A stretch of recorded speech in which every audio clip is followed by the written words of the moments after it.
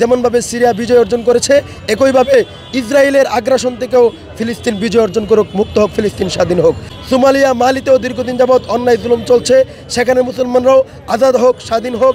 কাশ্মীর দীর্ঘদিন যাবৎ ভারতীয় আগ্রাসন, দিল্লির আগ্রাসনে নির্যাতনের শিকার হয়ে আসছে, কাশ্মীরও আজাদ হোক। মায়ানমারের মুসলমানরা তারা ভূমিহারা হয়ে, দেশ হারা হয়ে, উদ্বাস্ত অবস্থায়, শরণার্থী অবস্থায় পৃথিবীর বিভিন্ন প্রান্তে, বিশেষ করে বাংলাদেশে তারা অবস্থান করছে। তারা আজাদি লাভ করুক, স্বাধীনতা অর্জন করুক, তারা তাদের ভূমিতে ফিরে যাক। মানুষ, সিরিয়ার জনগণ যে দীর্ঘ 54 বছর যাবৎ যে জুলুমের শিকার ছিল আসাদ পরিবার কর্তৃক, সেই জুলুম থেকে আল্লাহ তাআলা তাদেরকে মুক্ত করছেন। সেজন্য সবার আগে শুকরিয়া আদায় করছে আল্লাহর কাছে, আলহামদুলিল্লাহ। তো আজকে আজাদি আন্দোলন বাংলাদেশের পক্ষ থেকে সেই সিরিয়ার মুসলিমদের বিজয়ে আমরা ঢাকা বিশ্ববিদ্যালয় কেন্দ্রীয় মসজিদ থেকে বিজয় মিছিল নিয়ে শাহবাগ টিএসসি চত্বর হয়ে তারপরে আমরা আজকের এই শাহবাগ মোড়ে জাতীয় জাদুঘরের সামনে এসে আমাদের বিজয় মিছিল শেষ করেছি। আমাদের একটাই বার্তা দিতে চাই, আমরা আনন্দিত। আজকে সারা পৃথিবীর মুসলমানরা এই বিজয় মিছিলে, এই বিজয়ে, সিরিয়ার এই বিজয়ে আনন্দিত।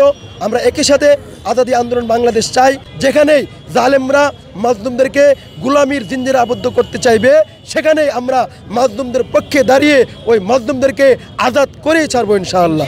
পৃথিবীতে মুসলিমরা নির্যাতিত হচ্ছে, সারা পৃথিবী আজকে দেখছে যে ফিলিস্তিনের মুসলিমরা নির্যাতিত হচ্ছে, তাদের ঘর বাড়ি এবং মুসলমানদের প্রথম কেবলাকে ইহুদিরা, খ্রিস্টান সহ পশ্চিমাদের মদত, পাশাপাশি সুস্পষ্ট আমেরিকার মদদে তারা ফিলিস্তিনের মুসলিমদের উপর নির্যাতন, নিপীড়ন চালাচ্ছে। আমাদের মসজিদুল আকসাকে দখল করে রেখেছে। শুধু ফিলিস্তিনেই নয়, কাশ্মীরে মুসলমানরা নির্যাতিত হচ্ছে, আরাকানে মুসলমানরা নির্যাতিত হচ্ছে, সেই সাথে আফ্রিকাতে ফ্রান্সের দ্বারা সোমালিয়া, মালি সহ বিভিন্ন দেশে মুসলিমরা নির্যাতিত হচ্ছে। আমাদের আন্দোলন অব্যাহত থাকবে যতদিন পর্যন্ত পৃথিবীর একটি ভূখণ্ডে একটি মুসলিমও নির্যাতিত এবং নিপীড়িত থাকবে, ততদিন পর্যন্ত আজাদি আন্দোলন তাদের সংগ্রাম অব্যাহত রাখবে। বর্তমান সময়ে ভারত চাচ্ছে বাংলাদেশকে গোলামের জিঞ্জিরে আবদ্ধ করতে। ইসকন নামক যে একটি সন্ত্রাসী সংগঠন, তাদেরকে ভারত লেলিয়ে দিয়েছে বাংলাদেশের মানুষকে গোলামিতে আবদ্ধ করার জন্য। আমরা বাংলাদেশ সরকারকে বলবো, অনতিবিলম্বে ইসকনকে নিষিদ্ধ করা হোক, অনতিবিলম্বে ইসকনের সকল কার্যক্রম নিষিদ্ধ করা হোক।